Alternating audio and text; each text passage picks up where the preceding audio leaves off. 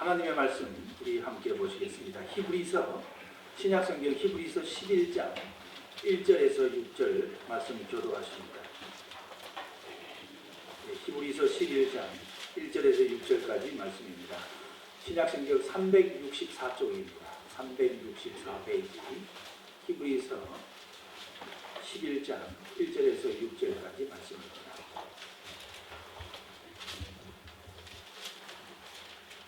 한 절씩 교독을 하시겠습니다. 믿음은 바라는 것들의 실상이요 보이지 않는 것들의 증거니 믿음으로 모든 세계가 하나님의 말씀으로 지어진 줄을 우리가 아나니 보이는 것은 나타난 것으로 말미암아 된 것이 아니니라. 믿음으로 아벨은 가인보다 더한 제사를 하나님께 드림으로 의로우자 하시는 증거를 얻었으니 하나님이 그의 일에 대하여 증언하시니라. 그가 죽었으나 그 믿음으로써 지금도 말하느니라. 믿음으로 에녹은 죽음을 보지 않고 옮겨졌으니 하나님이 그를 옮기심으로 다시 보이지 아니하였느니라. 그는 옮겨지기 전에 하나님을 기쁘시게 하는 자라 하는 증거를 받았느니라. 믿음이 없이는 하나님을 기쁘시게 하지 못하나니 하나님께 나아간다는 잠재시가 계시니까 또한 그가 자기를 찾는 자들에게 상 주시는 이심을 믿어야 하느니라. 아멘. 이렇게 되고 저렇게 되어봐도 반듯하게 되질 않습니다. 왜 나중에 비밀을 알고 봤더니 저희 아버님은 멀리 있는 목표물을 정해놓고 그 목표를 바라보면서 그 목표만을 향하여 소를 앞으로 가게 하고 이렇게 고를 탄 것을 볼 수가 있습니다. 우리가 믿음의 길을 걸어가는 것도 정말 제대로 목표를 잘 보고 선정해서 그 목표를 따라서 잘 걸어가야 우리가 반듯한 인생, 하나님을 기쁘시게 하는 그런 믿음의 참 생활이 될 줄 믿습니다. 미국의 윌버 체프먼이라는 사람이 있습니다. 그 윌버 체프먼이 대학 시절에 그 무디 선생님의 집회에 한번 참석하게 되었습니다. 참석을 해서 그날도 무디 선생님 하면 평신도 설교가로 유명하지 않습니까? 많은 사람들 구원하고 100만 명 이상 주님께로 돌아오게 하는 훌륭하신 설교가예요. 목사님이에요. 이 체프만이 소식을 듣고 그 집회를 참석했는데 그날 저녁에도 구원에 대해서 목사님께서 설교를 해 주셨습니다. 집회가 딱 하니 끝나고 나서 이 체프만이 무디 목사님을 찾아갔어요. 선생님, 저는 구원에 확신이 없습니다. 그때 무디 선생님은 당신은 예수 그리스도를 믿습니까? 하고 질문을 했어요. 여러분들에게 무디 선생님이 당신은 예수 그리스도를 믿습니까? 하고 질문을 했습니다. 그때 그 제품만은 네, 저는 믿기는 믿습니다. 그런데 자신이 없습니다. 하고 대답을 했어요. 그때 무디 선생님은 요한복음 5장 24절의 말씀을 읽어보라고 했습니다. 그 자리에서 읽어보라고 하니까 그 제품원이 읽어보니까 이 말씀이 있습니다. 내가 진실로 진실로 너희에게 이르노니 내 말을 듣고 또 나를 보내신 이를 믿는 자는 영생을 얻었고 심판에 이르지 아니하나니 사망에서 생명으로 옮겼느니라. 할렐루야. 체프맨에게 무디 선생님이 묻습니다. 믿느냐고 이렇게 다시 물으니 그는 예, 믿습니다. 그러면 당신에게 영생이 있습니까? 하고 물으니 체프맨이 뭐 영생? 글쎄요. 잘 모르겠어요. 그러니까 무디 선생님이 다시 한번 물어봤습니다. 그러면서 한 번 더 읽어보십시오. 그때 체프만이 다시 또 내가 진실로 진실로 너희에게 이르노니 내 말을 또 쫙 읽었습니다. 그러니까 무디 선생님이 웃으면서 당신은 믿습니까? 예, 제가 믿는다고 여러 번 말씀을 드렸잖아요. 그리고 나서 무디 선생님이 체프만에게 그러면 당신에게 영생이 있습니까? 물으니까요. 글쎄 내가 그거를 잘 모르겠다니까요. 이때 무디 선생님이 갑자기 호통을 쳤습니다. 큰 소리로. 아니, 당신이 무엇인데 하나님의 말씀을 무시하는 거예요. 영생이 있다고 한 것이 누가 얘기한 거냐고. 영생이 있다고 말씀한 걸 갖다가 이 체포만이 믿지를 않는 겁니다. 당신이 무엇인데 하나님을 무시하고 있는 겁니까? 하나님께서 믿는 자에게 영생이 있다면 있는 거지. 그의 고함 소리에 체포만은요 깜짝 놀랐어요. 아니 그러면 나에게 영생이 있다는 것입니까? 라고 다시 물어보는 거예요. 그러면 하나님이 있다면 있는 것이지. 그리고 나서 무디의 말에 이 윌버 체포만은 자신이 때껏 예수를 믿으면서도요 예수님을 믿는 것은 믿는 것 같은데 자신 안에 영생이 있는 것을 그동안에 잘 몰랐어요. 믿지를 못한 거예요. 하나님의 말씀을요 예수를 믿는 자에게 구원이 있고 영생이 있다고 하신 말씀이 하나님의 말씀이었는데 그 하나님의 말씀을요 체포만이 믿지를 않았던 겁니다. 자신의 마음은 예수가 있는 것이고 계시고 십자가에 못 박혀 돌아가신 거 다 알긴 아는 것 같은데 마음속에 확신이 없으니 그것은 결국은 하나님께서 영생이 있다고 한 그 말씀을 체포만이 믿지를 않고 살아왔던 것이었습니다. 오늘 아침에 집사님을 모시러 가면서 극동방송에 참 좋은 간증이 나왔어요. 그래 말씀을 준비하다가 야 우리 오늘 어떤 이런 말씀으로 이렇게 참 하나님이 주실까 하고 정말 궁금했는데 딱 맞는 말씀 간증이 나왔습니다. 그 유명한 그 법학대학원에 정선균 목사님이라는 분이 있습니다. 지금 또 나이가 그다지 많으시지 않는 분인데 그분이 젊은 시절에 참 어렵게 살고 아버님 일찍 돌아가시는 것 같아요. 그리고 어머니 모시고 살다가 그가 21살 때 참 사랑하는 여인을 만났습니다. 믿음 생활하다가 여인을 만났는데 그 여인이 참 아이를 이제 그리고 나서 정선균 이 집사님이에요. 그 교수님이 한 10년 동안 그 여성과 교제를 나누고 사귀다가 결혼을 하여서 마침 30이 넘어서 결혼을 했는데 그 임신을 하고 아이를 낳고 몇 개월 되지 않았어? 3개월인가 6개월 정도밖에 안 됐는데 그 부인이요 참 희귀병에 걸렸습니다. 그래가지고 희귀병에 걸려가지고 암으로 그만 돌아가시고 말아요. 그러니 그 딸 하나 참 달랑하니 몇 개월 되지도 않은 딸아이와 참 살아가려니 하나님을 그동안에 자신이 믿는다고 믿었는데도 얼마나 하나님이 원망스럽고 했을 수 있는데 이 정성균 목사님은 하나님을 집사님은 신실하게 믿고 참 하나님을 믿고 의지해왔던 그런 사람이에요. 그랬더니 그가 정말 그 여인을 사랑하고 그 아이 엄마를 생각할 때마다 참 너무너무 힘들었는데요. 힘들어서 그는 정말 그렇지만 병원에 딱 가서 너무 스트레스를 받고 쓰러져가지고 그 병원에 갔더니 참 당신 죽을 것 같소. 그랬더니요 죽을 것 같소 그 말이요 얼마나 행복하게 들리고요 안심이 되든지. 사랑하는 성도님 여러분, 당신 죽을 것 같소 그러면 좋아할 사람 있으세요? 좋아해야 됩니다. 이 정성균 목사님은요 이제 무거운 짐 내려놓고 집사님은 무거운 짐을 내려놓고 이제 사랑하는 자기 가족을 부인을 만나게 되니까 하나님 앞에 내가 이제 예수를 믿었으니 구원도 받았고 이제 영생도 있고 뭐 두려울 게 없잖아요. 두려울 게 없어요.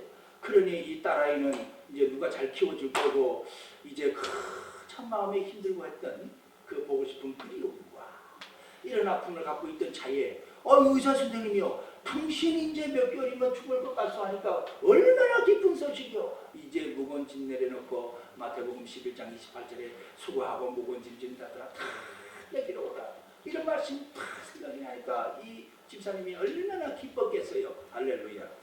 예수 믿는 사람은요 정말 영생이 있는 사람은요 염려하지 않습니다.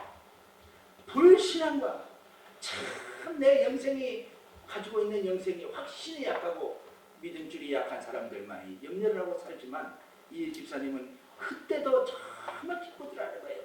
그런데요 놀랍게도요 이 기쁜 마음이 생기고 이제 내가 하나님 품으로 당당하게 정정당당하게 내 목숨을 스스로 끊지 않고 정정당당하게 하나님의 품으로 갈 수 있다고 하니 얼마나 기뻤겠어요. 그 기쁘게 생각을 하는데 참 가지는 못하고 간증을 했으니까 살아계신 거잖아요. 그리고 나서야 하나님께서 치유해 주시고 많은 은혜를 베푸셔서 책도 쓰고 참 많은 은혜를 끼치고 이렇게 간증을 목소리를 들었습니다. 우리가 예수를 믿고요, 참 믿음 생활을 한다는 것, 믿음으로 산다는 것은 예수를 믿는 것도 있지만 우리 안에 영생이 있다는 것이 있으면은요, 그 두려움과 염려가 없어지는 겁니다. 염려가 없어지는 거예요. 믿음의 사람은 자신을 인정하며 살아갑니다. 자신에게 영생이 있다는 걸 알기 때문에 어디 가나 당당하고 긍정적인 삶을 살아가게 되는 것이지요.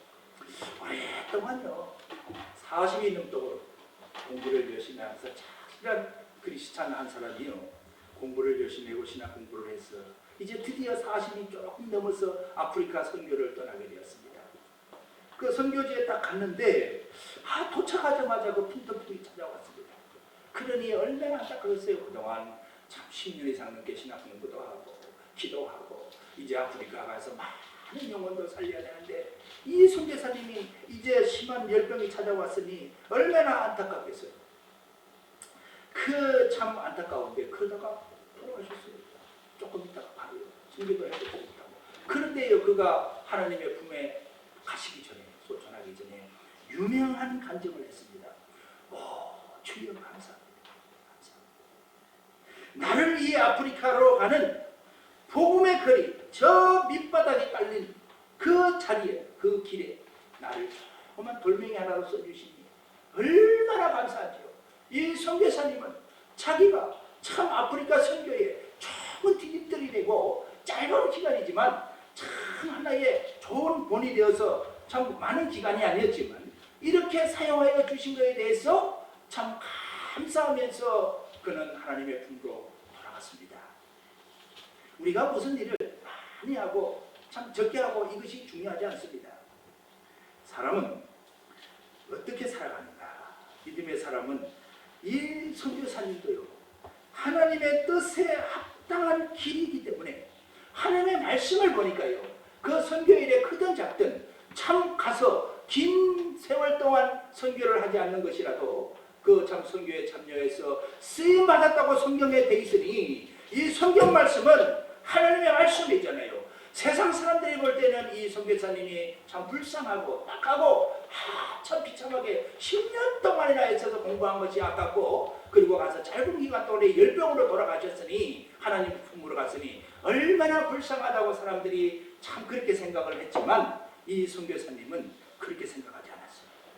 하나님의 거룩한 선교에 주의 복음을 전하는 일에 내가 귀하게 쓰임받고 쓰임받아서 짧은 기간이지만 내가 귀하게 쓰임받아서 좁은 돌멩이가 하나 되어서 아프리카 선교길에 내가 참 디딤돌을 나왔기 때문에 감사한 것은요, 그 선교사님이 선교사님의 삶의 기준이 복음의 기준이 뭐였겠습니까? 믿음의 길의 기준, 하나님의 말씀이었습니다. 하나님의 말씀.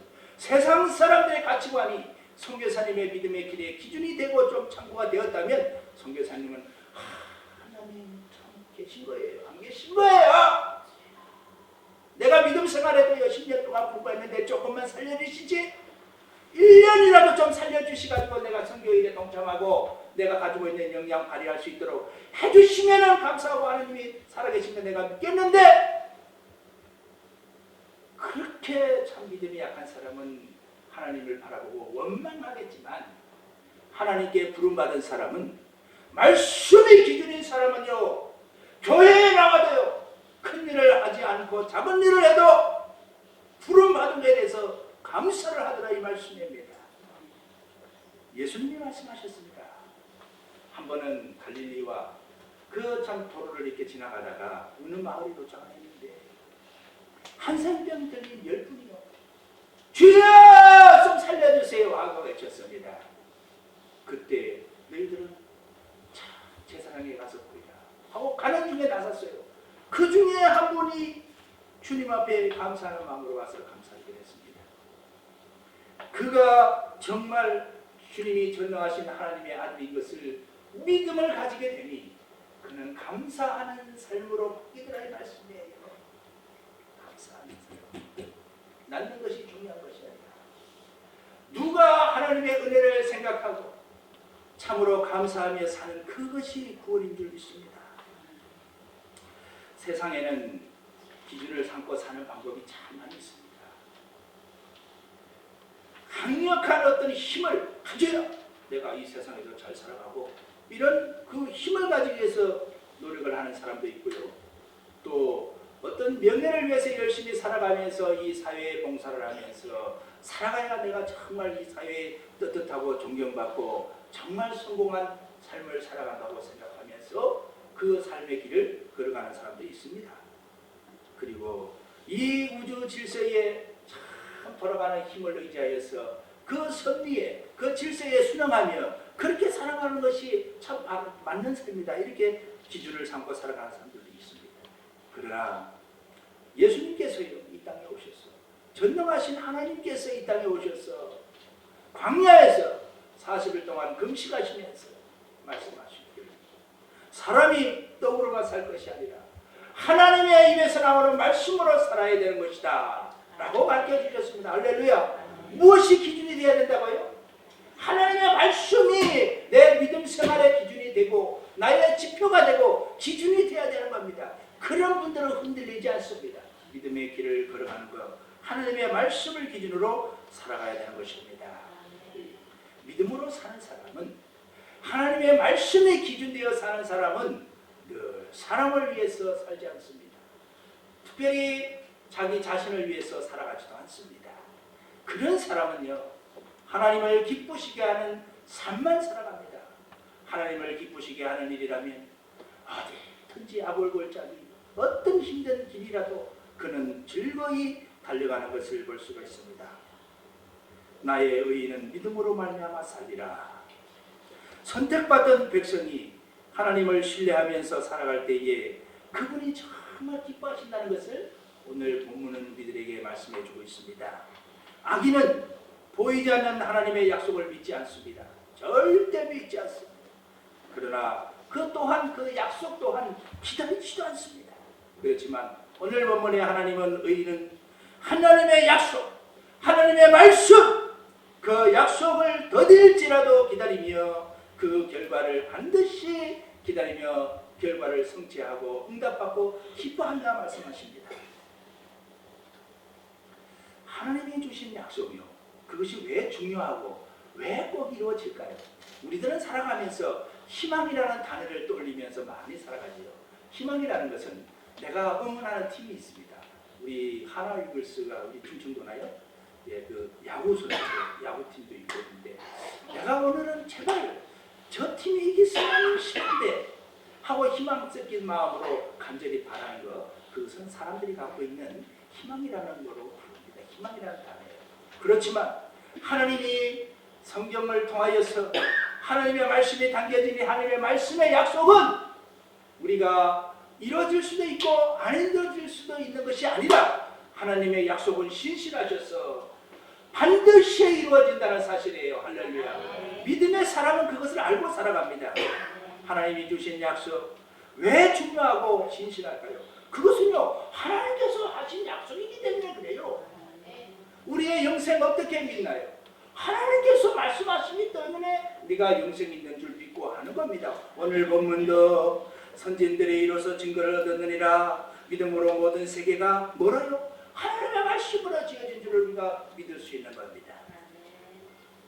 반드시 하나님의 약속은 이루어집니다.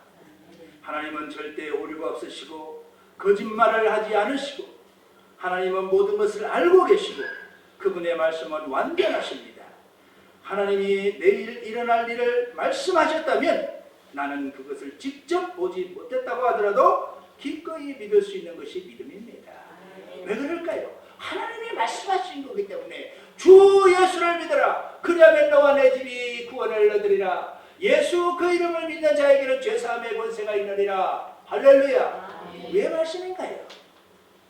누구의 말씀이에요? 성경에 그냥 활자로 찍힌 말씀일까요? 아니에요. 전능하신 하나님께서 우리들을 향하여 주신 엄청난 보화가 감춰진 믿음의 축복의 말씀인 겁니다. 구원의 말씀입니다. 하나님께서 하신 말씀인 것이요. 예레미야서 31장 33절에는 하나님께서 백성들에게 이렇게 말씀하십니다. 내 법을 그들의 마음에 두고 그들의 생각에 기록하리라. 죄와 불법을 내가 다시 기억하지 않게 하리라. 이 말씀이 예레미야 31장 33절 말씀입니다. 하나님은 택하신 백성들에게 언약을 하셨습니다. 이 바로 언약이 내 법을 그들의 마음에 두고 그들의 생각에 기록하리라. 죄와 불법을 그들이 다시는 기억하지 않게 하리라. 나는 그들의 하나님이 되고 그들은 내 백성이 될 것이라. 누구로 말미암아서요? 예수님으로 말미암아서. 어떤 것으로요? 믿음으로 말미암아서요.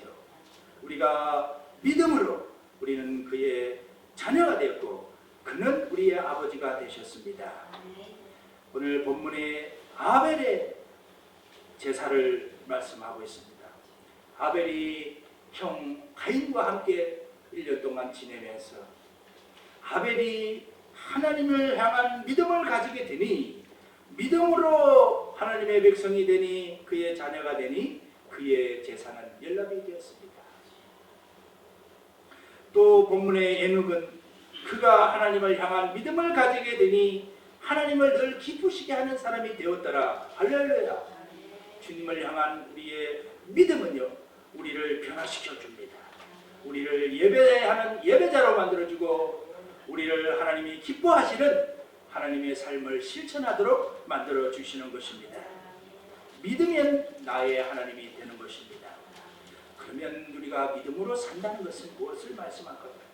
오늘 본문에서 우리 그리스도인들이 주님을 영접하여 한 해 동안 부지런히 살아오고 믿음 생활을 해왔는데 우리가 믿음으로 산다는 것은 무엇일까요? 예수님께서 하나님께서 이스라엘 백성들에게 말씀하십니다. 출애굽을 하고 홍해바다를 건넌 이스라엘 백성들에게 묻습니다. 얘들아, 잘 왔느냐? 홍해바다를 가르고 구름과 불기둥으로 너희들을 인도하신 나의 권능을 촉보았느냐? 백성들이 말합니다. 예, 잘 보았습니다. 출애굽기 14장 31절 말씀에 이스라엘이 여호와께서 애굽 사람들에게 행하신 그 큰 능력을 보았으므로 백성이 여호와를 경외하며 여호와와 그의 종 모세를 믿었더라. 할렐루야. 말씀을 통하여서 믿음을 통해서 그들은 하나님의 규례를 지키는 순종의 백성으로 바뀌었습니다.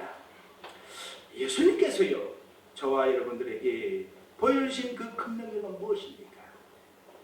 우리는 예수님의 큰 능력을 보고 지금 믿음의 사람으로 바뀌어 있는데 예수님께서 보여주신 그 큰 능력은 무엇일까요? 이스라엘 백성들에게 홍해바다를 건널 때에 그 큰 능력을 보여주심으로 그 백성들을 믿음의 백성으로 바꿔주셨는데, 삼아주셨는데, 택하여 주셨는데, 누가복음 24장 39절을 보니까 부활하신 주님께서 저와 여러분들에게 말씀하고 계십니다. 지금 이 시간 말씀하십니다.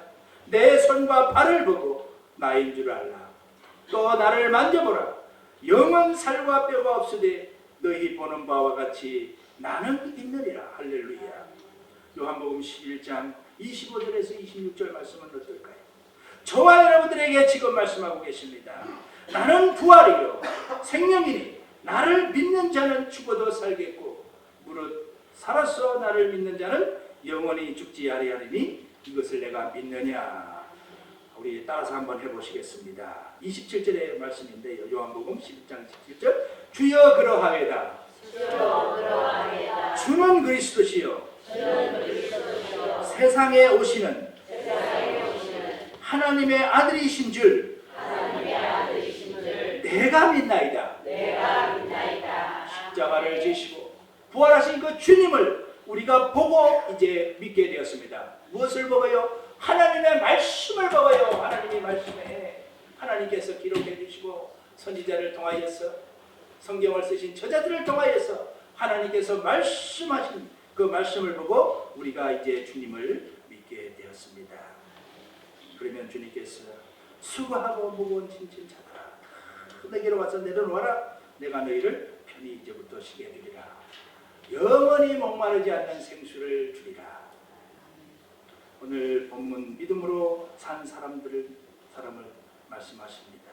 믿음으로 산다는 것은 우리 부활하신 주님을 믿고 이제 믿음으로 사는 사람들이 되었다는 것이지요. 어떻게 사는 것이 믿음으로 사는 것일까? 우리가 오늘 본문에서 한 두 가지 살펴보도록 하겠습니다. 첫 번째로 믿음으로 산다는 것은 우리가 하나님께서 나의 주인 되시고 그런 주인 되시는 믿음으로 주인으로 모시고 사는 것인데, 믿음으로 산다는 것은 우리 삶 속에서요, 이 아벨과 같이 예배하는 사람으로 산다는 것입니다. 요새요 인터넷이 참 많이 발달하고요, 유튜브가 발달해서 설교의 홍수 시대입니다. 설교의 홍수 시대요. 집에서 유튜브만 탁 들어보면요, 저기 서울의 유명한 목사님들, 분당에 있는 유명한 목사님들, 저 남쪽 저 바다 부산 쪽에 유명한 목사님들, 좋은 목소리로 주 예수를 믿으라 그러면 된다. 그거 얼마나 쏟아집니까? 그런데요, 그렇게 믿어도 똑같이 된다면 누가 이 성전에 와서 예배드리고 하는 거예요? 그러나 하나님은 유튜브를 통해서 예배드려도 되고, 집에서 말씀 보고 묵상하면서 오직 믿음으로 말미암아 살리라, 마음속으로 갈망하는 그 갈망과 믿음으로 산다면 하나님이 이 성경을 저와 여러분들에게 그렇게 쓰여 주셨겠습니다. 오늘 본문은 우리가 믿음으로 산다는 것은요, 첫 번째가 아벨을 통하여서 우리가 교회에서 예배드리는 생활을 말씀하고 있는 겁니다. 그게 믿음 생활인 거예요. 그것이 믿음 생활입니다. 믿음으로 산다는 것이지요. 하나님께서는 불충실한 태도로 종교 의식만을 계획하는 것을, 거행하는 것을 기뻐하지 않으십니다. 진정으로 예배드리는 감사와 찬양의 제사를 기뻐하십니다. 이 아벨은 1년 동안 자기가 소중하게 농사짓고 기르던 짐승 기르는 것도 농사지어. 그런 의미에서 본다면 가인도 농사지었고요, 아벨도 농사꾼이에요. 우리 축산업 하시는 분들 농사꾼이라고 부르잖아요. 똑같아요. 그러나 일부 어떤 사람들은 뭐 가인은 농사짓는 그 뭐 무수 같은 거 배출하고 이런 걸로 드려서 뭐 하나님이 안 받으셨고, 또 이 아벨은 짐승의 피로 드렸기 때문에 받으신다는, 그렇게 참 말씀을 전하시는 분도 있긴 있는데, 그렇지는 않습니다. 이 첫 새끼를 드렸다고 소개를 하고 있는데, 그 창세기 4장에는 아벨은 1년 동안 첫 새끼를 구별하여 드렸는데, 이 첫 새끼라는 의미가 성경에는 가장 소중하다는, 귀중하다는 의미로 늘 소개되고 있습니다. 저와 여러분들에게 1년 동안 가장 소중한 것은 무엇이었습니까?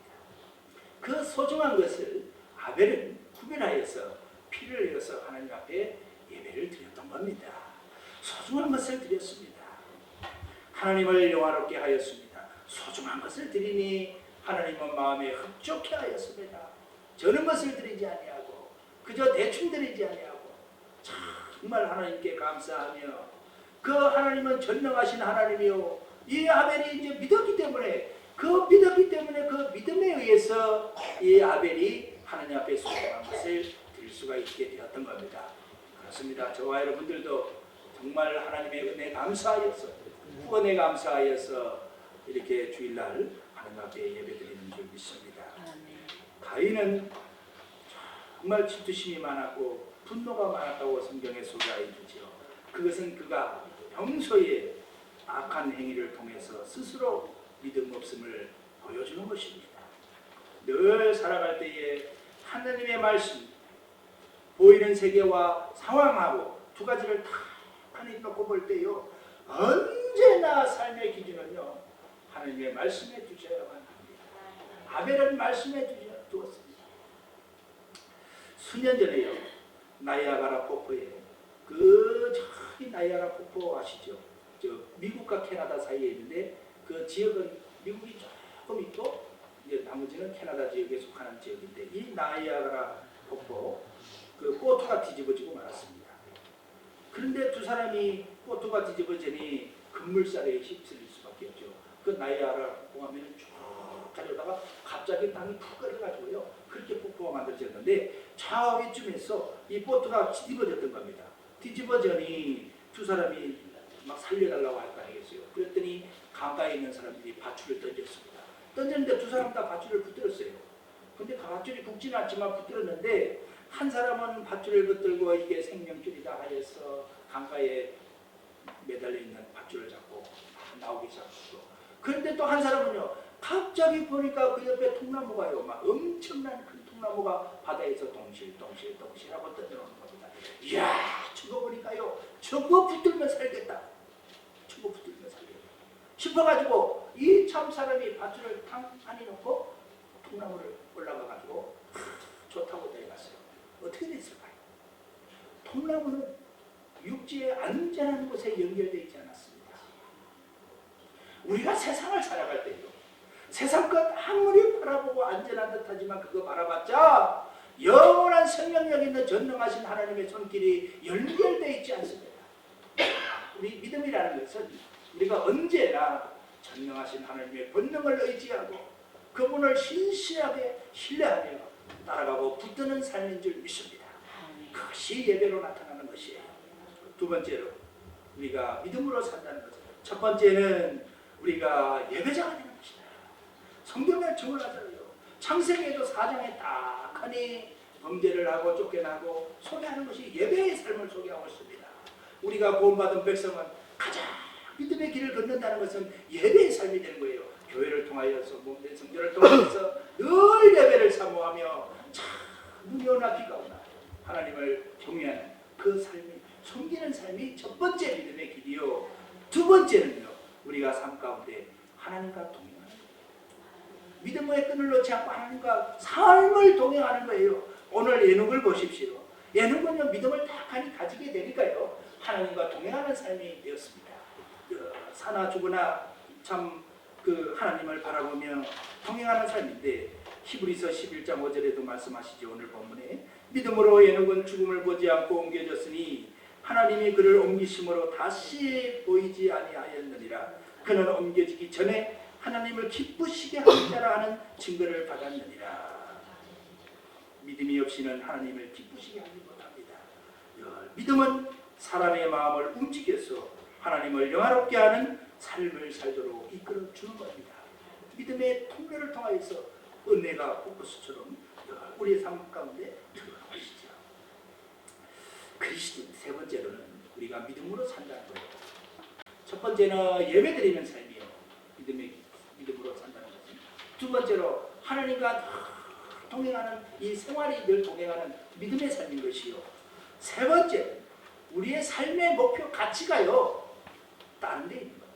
삶의 목적이 바뀌는 겁니다. 그것이 믿음으로 사는 것인데, 우리 그리스도인의 삶의 가치가 행복에 있지 않습니다. 세상 사람들은요, 자신의 행복과 가족의 행복과 축복받고 그런 것을 삶의 가치로 두고 살아갑니다. 그러나 성경은 저와 여러분들에게, 구원받은 백성은 삶의 가치가 행복에 있다고 가르치지 않습니다. 행복이 있다면 예수님의 12제자들로 순교하지 말았어야 돼요. 그리스도인들 다 부자가 돼야 됩니다. 부자가 되고 싶은 분들은요, 축복받고 싶은 분들은 가서 장사를 하세요.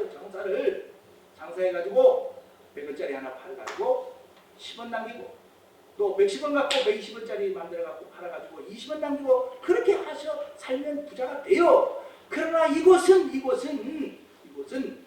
풍성하고 윤택한 삶을 가르치는 것이 아니라, 저와 여러분들이 구원받았어요, 하나님의 거룩을 쫓아서 살도록 불러주신 줄 믿습니다. 할렐루야.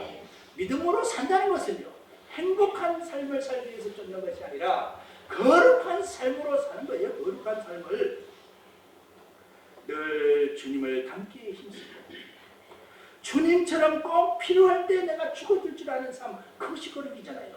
우리 주님이요, 십자가를 지실 때 우리 예수님을 누가 죽였을까요? 로마 병정들이 십자가의 못을 땅땅 박았으니 로마 병정이었을까요? 또 그 공회에 있는 유대인의 많은 사내들인 공회원들이 결정을 했으니 그를 죽였을까요? 빌라도가 죽였을까요? 예수님이요, 능력이 없어서 그들이 결정 내린 거에 그대로 따라서 죽을 수밖에 없었을까요? 예수님은요, 말씀하셨습니다. 내가 살라고 마음만 먹었으면 내가 천군 천사를 동원하여서 얘들을 다 싹 쓸 수도 있었다. 예수님을 죽인 것은요, 예수님 자신이었습니다. 할렐루야. 예수님이 십자가에 못 박힌 건요, 예수님 자신이 죽인 거라고요. 누구를 위해서요? 왜? 저와 여러분들을 살리기 위하여, 저와 여러분들의 죄를 사함시키기 위하여 예수님은 스스로 죽었습니다. 사랑하는 성도 여러분, 우리 그리스도인의 삶의 목표와 가치는요, 진정한 가치는 거룩한 사람, 바로 우리 자신들이 주님을 닮아서 늘 겸손하게 내가 숙일 때는 숙이고 이해해줄 부분을 이해하고 참으로 죽을 때는 죽을 줄 아는 그것이 우리들에게 믿음의 길을 걷는 것이라고 가르쳐주고 있습니다. 할렐루야. 이제 2020년생에는 금년보다는 조금 나은 예배자의 삶이 되어야 할 것이고, 우리들의 일상의 삶도 늘 주님과 동행하는 그런 삶이 되어야 할 것입니다. 그리고 우리의 삶의 목표 또한 행복을 추구하는 것이 아니라 예수님을 닮아 거룩한 삶, 내가 거룩하니 너희도 거룩할지어다, 거룩한 삶을 살아가는 저와 여러분들 되시기를 주님의 이름으로 축원을 드립니다. 하나님 아버지 감사합니다. 믿음으로 산다는 것은 아버지 하나님의 예배의 삶이요, 주님과 함께 동행하는 삶이요, 아버지 하나님들 거룩한 삶을 쫓아서 주님의 길을 걷는 제자의 길인 줄 믿습니다. 아버지 하나님 꼭 붙들게 살아가게 축복하옵소서. 예수님의 거룩하신 이름으로 감사하며 기도리옵나이다. 아멘. 하나님의 말씀 우리 함께 보시겠습니다. 구약성경 레위기 8장입니다. 레위기 8장. 이게 156페이지입니다. 구약성경 156페이지입니다. 레위기 8장 말씀입니다.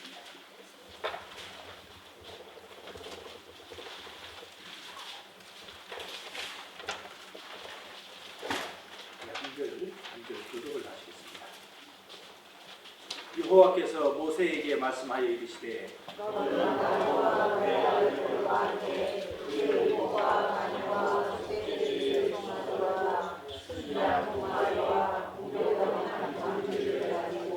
온 회중을 회망문에 모으라.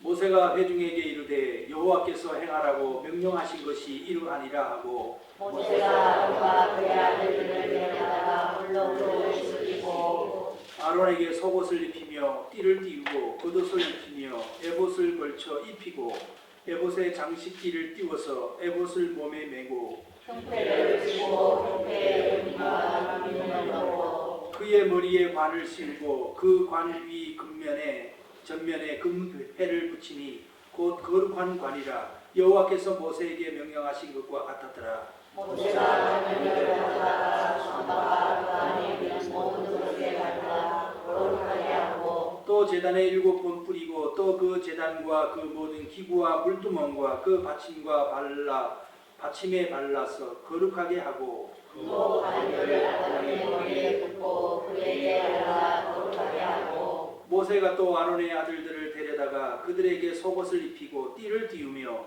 관을 씌웠으니 여호와께서 모세에게 명령하신 것과 같았더라. 모세가 또 세대에 수송한 진을 들어오니 아론과 그의 아들들이 그 세대에 수송한 진 머리에 앉아하네. 모세가 잡고 그 피를 가져다가 손가락으로 그 피를 제단의 네 귀퉁이 뿔에 발라 제단을 깨끗하게 하고 그 피는 제단 밑에 쏟아 제단을 속하여 거룩하게 하고 또 제단에 덮인 모든 기름과 단 것들과 두 콩팥과 그 기름을 가져다가 모세가 제단 위에 불사르고 그 수송아지 곧 그 가죽과 고기와 똥은 진영 밖에서 불살랐으니 여호와께서 모세에게 명령하신 것과 같았더라. 또 문제의 수장을 드실 때 아론과 그의 아들들이 그 수장장의 머리를 앉아서니 모세가 잡아 그 피를 제단 사방에 뿌리고 그 수장의 발을 뜨고 모세가 그 머리와 각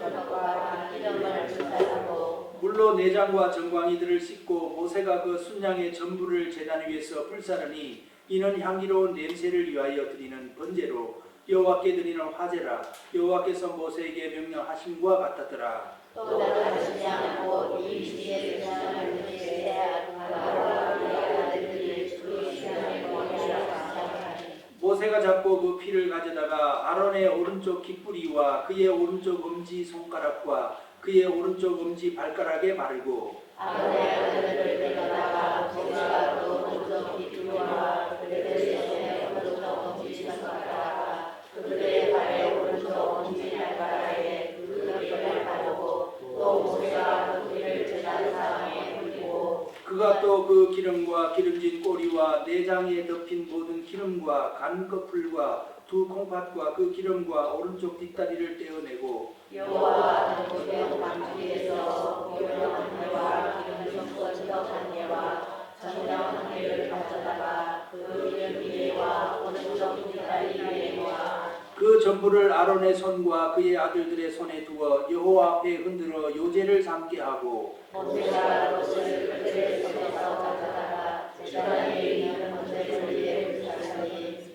이는 향기로운 냄새를 위하여 드리는 이미 제사로 여호와께 드리는 하다. 이에 모세가 그 가슴을 가져다가 여호와 앞에 흔들어 요제를 삼았으니 이는 위임식에서 잡은 순양 곧 모세의 몫이라 여호와께서 모세에게 명령하신 것과 같았더라. 모세가 반유와 제단 위에 피를 가져다가 아론과 그의 옷과 그의 아들들과 그의 아들들의 옷을 들어서 아론과 그의 옷과 그의 아들들과 그의 아들들의 옷을 헐떡하고 모세가 아론과 그의 아들들에게 이르되 내게 이미 명령하기를 아론과 그의 아들들은 먹으라 하셨은즉 너희는 회막문에서 그 고기를 삶아 이임식 광주리 안에 떡과 아울러 그곳에서 먹고 고기와 고기가 남은 불사를 지며 위임식은 이래 동안 행하나니 위임식이 끝나는 날까지 이래 동안은 회막문에 나가지 말라.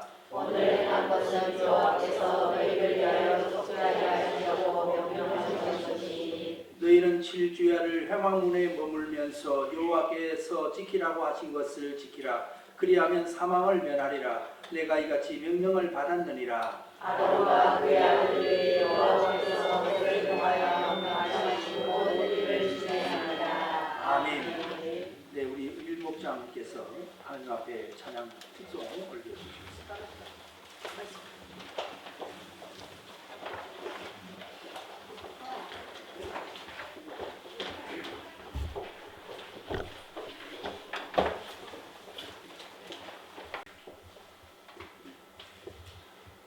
예, 많은 사람들 중에 하나님께서는 여호와께서는 모세에게 말씀하셨습니다.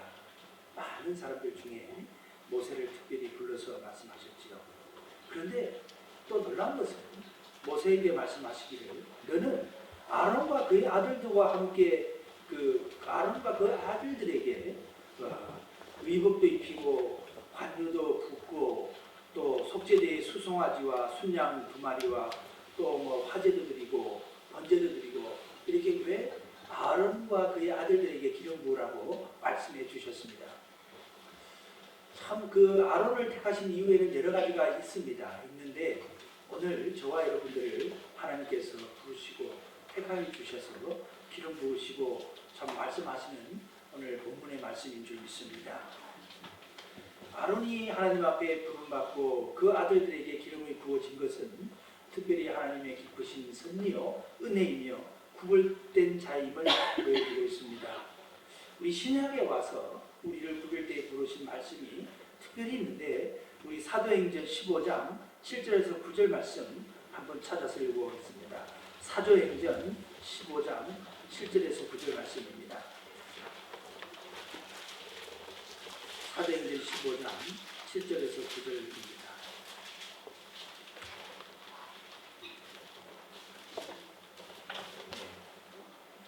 한 목소리로 보겠습니다. 7절에서 9절까지 말씀인데요. 많은 언론이 있었기에 베드로가 일어나 말하되 형제들아 너희도 알거니와 하나님이 이방인들로 내 입에서 복음의 말씀을 들어 믿게 하시려고 오래전부터 너희 가운데서 나를 택하시고 또 마음을 아시는 하나님이 우리에게 와 같이 그들에게도 성령을 주어 증언하게 하시고 믿음으로 그들의 마음을 깨끗이 하사 그들이나 우리나 차별하지 않게 하셨느니라. 아멘. 하나님께서는 베드로를 통하여서 자기 족속들에게 말씀하게 하시고 또 이 말씀을 하시는 것은 정말 하나님이 마음을 아시는 하나님이 그 베드로와 유대인들과 똑같이 그들에게도 이방인들에게도 성령을 주어 증언하시고 믿음으로 그들의 마음을 깨끗게 하신 것이라고 말씀하고 있습니다.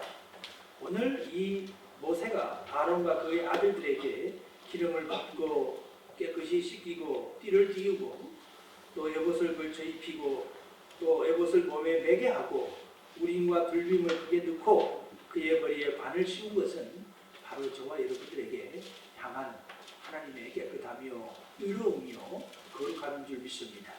이 말씀이 바로 지금 모세와 아론에게 하시는 말씀이 아니라 저와 여러분들에게 하시는 말씀인 줄 믿습니다. 우리는 택하신 족속이요 왕같은 제사장입니다. 우리가 베드로전서 2장 9절에 우리를 부르심은 하나님 앞에 제사하게 하고 거룩한 제사장 역할을 하기 위하여 구별되이 부르셨다고 말씀해 주셨습니다. 그러면 이 아론과 그 아들들을 구별되이 부르신 하나님께서는 그 다음에 어떻게 하셨는가? 오늘 10절에 모세가 관유를 가져다가 성막과 그 안에 있는 모든 것에 발라 거룩하게 하셨습니다. 저와 여러분들을 부르셔서 주님의 이름으로 믿어 제사함 받게 하시고 성령님을 통하여서 우리에게 각자 기름 부어 주셨습니다. 어떻게 기름 부어 줬을까? 우리 사도행전 3장 6절 말씀을 한번 보겠습니다. 우리에게 부어진 성령님의 기름 부음은 어떻게 역사하시는지 보겠습니다.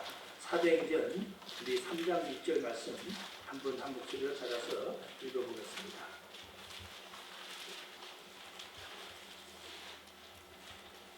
사도행전 3장 6절 말씀입니다.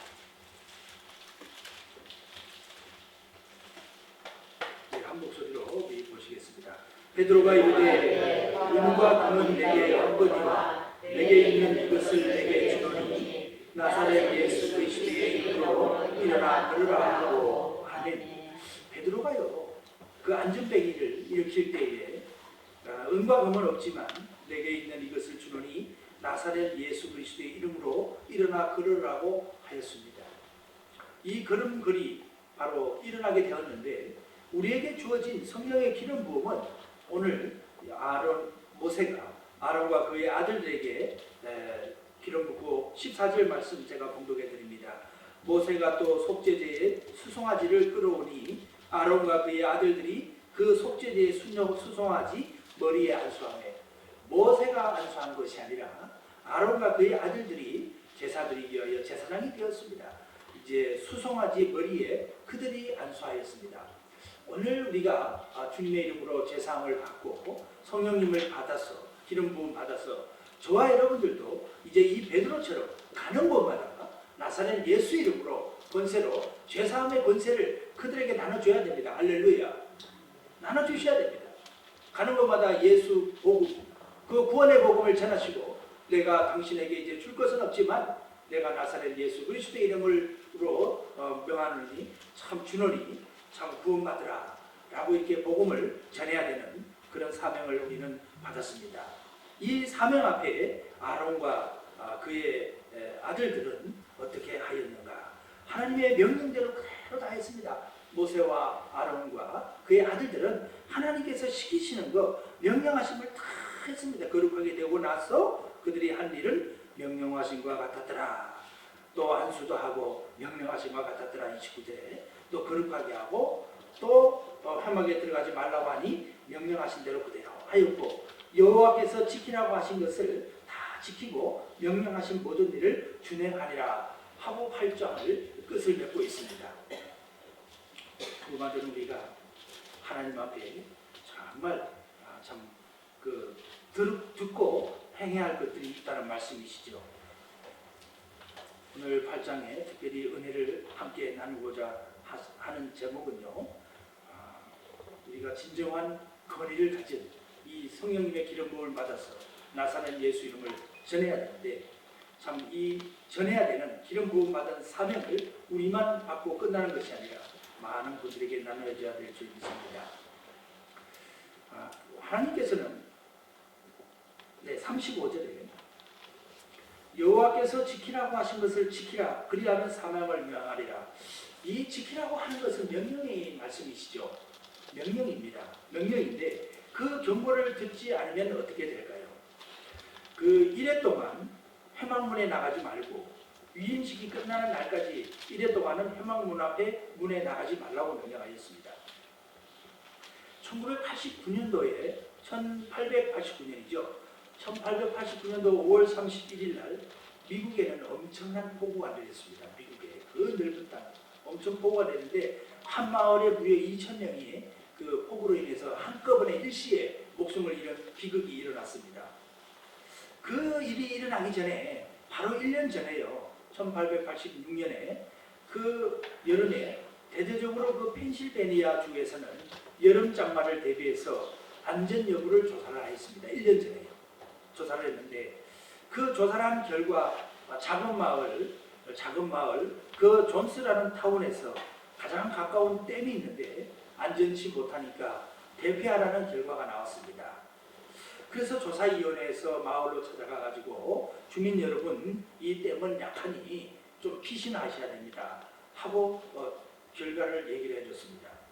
근데 마을 사람들은 지금까지도 잘 지내왔는데 그 노아가 지금까지도 햇볕 쨍쨍 참 잘 살아왔는데 쓸데없는 소리 하지 마라. 방주 만들으라고 하는 노아의 말을 하나님의 말씀을 노아가 전하니까 쓸데없는 소리 하지 마라 하고 그랬습니다. 똑같은 얘기입니다. 이 마을에도 조사위원회가 이제 좀 피신해야 됩니다. 위험합니다 하고 경고를 했는데 이거 무슨 소리 하십니까? 지금까지도 잘 겪어왔고 이 댐은 뭐 전혀 걱정할 거 없고요. 우리 지역에는 그렇게 폭우 내린 적이 없습니다 하고 얘기를 했습니다. 여름이 지나고 가을에 또다시 조사를 했습니다. 조사를 해보니까 똑같은 결과가 나와가지고 마을에다가 얘기를 했습니다.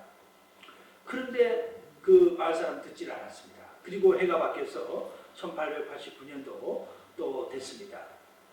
그래서 그 사고가 일어나기 2주일 전에요. 1889년 그 2주일 전이면 한 5월 17일쯤 되겠네요. 그 5월 17일에 마지막 조사 결과를 가지고 위원회에서 마을 주민들을 모아놓고 피신하십시오. 위험합니다 하고 얘기를 해줬어요.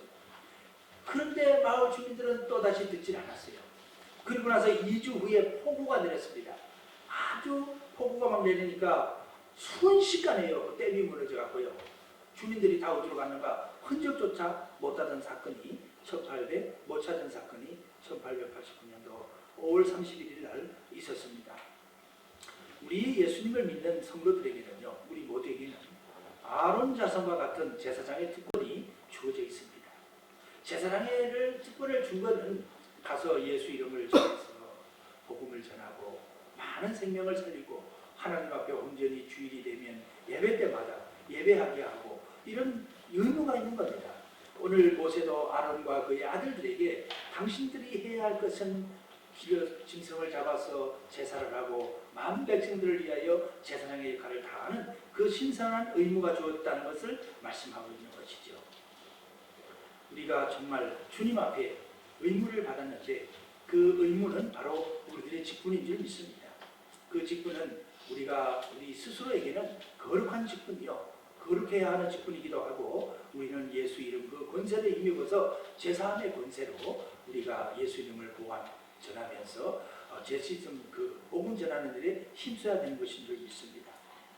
하나님의 이 모세와 아론과 그 아들들에게 명령하신 이 명령하심이 바로 저와 여러분들에게 과연 어떤 명령이며 어떤 것을 배워야 될지 은혜를 나누도록 하겠습니다. 하나님은 우리에게 제사장 직분을 맡겨주셨을 때에는 또 오늘 제목에 진정한 권위도 또한 주셨습니다. 그리스도인들이 참 돈이 많아서 그리스도인이 되는 것이 아니고 또 능력이 있어서 그리스도인이 되는 것이 아니지요. 바나바라는 인물은 사도 바울과 같이 안디옥에서 복음을 전했을 때에 참 신실했습니다. 참 이웃을 돌볼 줄 알고 참 복음 전하는데 바울과 함께 동역을 해서 많은 사람들이 예수님 믿는 무리가 늘어났더라 하고 말씀을 전해줬지요. 우리 예수님께 부름을 받은 우리도 교회를 잘 섬기라는 주님의 명령을 받고 우리는 이 자리에 함께 모였습니다. 교회를 잘 섬기고 복음을 잘 전하라는 그 참 사명이 우리에게 주어졌기 때문에 우리는 제사장인 겁니다. 그 복음을 전하는 우리에게 주어진 그 사명도 있지만 우리에게 주어진 권위는 무엇일까? 그것은 우리는 참 구별된 선별자라는 것입니다. 제사장은 선별하여서 세워진 그런 직임이죠. 하나님께서 주신 직위, 세상이 주는 것이 아니라 하나님이 거룩하게 구별되게 기름 부어서 권사 직분도 주시고요. 집사님 직분도 주시고 여러 가지 주의를 하도록 주는데 때로는 많은 사람들이 잘못 이해를 하고 그 참 직분을 한낱 세상 교회에서 그냥 이렇게 선정해서 주는 걸 줄 알고 잘못 알고 있는 분들이 참 많습니다. 그런데요, 참 직분은 거룩한 하나님께서 선별하여 주신 것입니다. 들에 나는 공중의 새를 보라, 풀한 포기를 보라, 거저되는 것이 어디 있느냐. 만군의 하나님께서 허락하셔야 새도 살게 되고 또 떨어지게 되고 꽃도 피게 되고 다 그런 것인데 참 많은 이해를 잘못하고 있는 분들이 있습니다. 우리에게 주어진 직분은 거룩하게 선별된 그런 직분이고 하나님께서 주신 직분이기 때문에 우리는 거룩하게 그것을 잘 받아서 직분을 감당해야 될 줄 믿습니다. 우리는 주님 앞에 부름받은 선별된 자유라는 자부심과 권위로 살아가시는 저와 여러분들 되시기를 축원드립니다. 다음은 우리가 하나님으로부터 받은 교회를 잘 섬기는 주님의 명령 앞에 우리가 어떤 권위를 받게 되었는가? 그것은 섬기는 권위입니다. 섬기는 것이 의무인가요? 어떻게 생각하십니까? 섬기는 것은 의무가 아닙니다. 권위인 거예요. 참 세상에요. 아무리 옆에 있는 성도님들 섬기고 싶어도 또 이웃에 있는 사람들 잘 돌보아서 섬기는 그 섬김이요. 사람이 자기 능력으로 하고 싶어서 할 수 있을까요? 그건 잘 안 됩니다. 이거예요.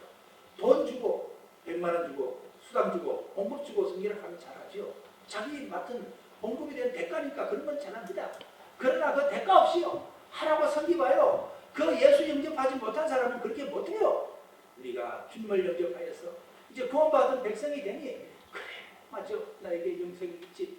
이제 나는 사나 죽으나 주의 것이로다 하고 변화가 되니까 우리는 섬기는 그리스도의 일꾼이 된 겁니다.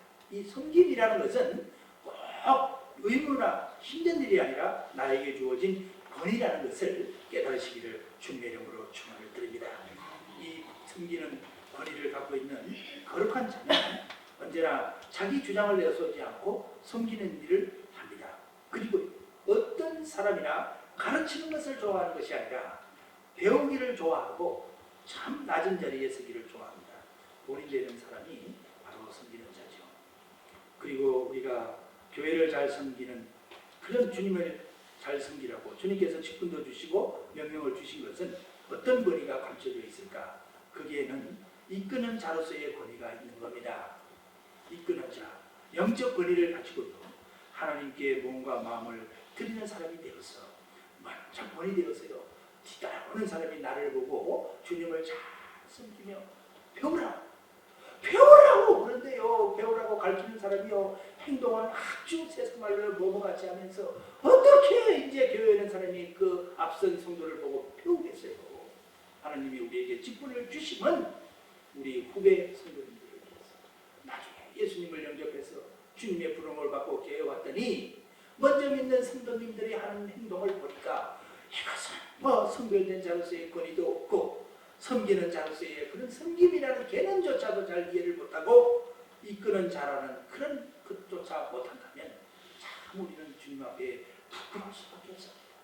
하나님이 성경 말씀에 레위기를 통하여서 그 참 한마을에 곧 있으면 비가 옵니다. 피신하십시오. 준비하십시오. 했는데도 말귀를 못 알아듣고 다 죽음을 면치 못한 사건은 우리에게 참 오늘 본문 말씀과 함께 깊은 경종을 울리고 있는 줄 믿습니다. 다음으로 우리가 하나님 앞에 부름받았어 참 살아가는 우리는 꼭 잊지 말아야 될 것이 지키라고 한 것은 꼭 지켜야 되는 명령을 받았습니다. 명령. 우리가 제사장 직분으로 택하신 족속으로 우리가 왕같은 제사장으로 부름받았다는 것은 그 속에 구원받았다는 것은 그 속에 하나님께서 명령하신 것은 지켜야 된다는 것이 꼭 포함되어 있는 말이기도 합니다. 아론과 그의 아들들을 제사장으로 삼은 것은 교회를 잘 섬기고 만민의 제사하는 일에 제사 드리는 일에 섬기고 복종하고 잘 순서마다 잊지 말고 하나하나 절차를 잘해서 성소에서 성막에서 잘 일을 감당하라는 것입니다.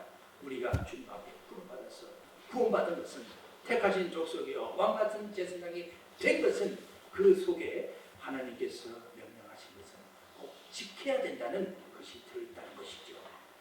우리는 참 참 복 있는 사람들입니다. 여호와의 율법을 주야로 묵상하며 참 섬기는 자로 부름을 받았는데 우리가 부름받은 우리는 그 명령을 지켜야 되는 일 또한 역시 받은 것입니다.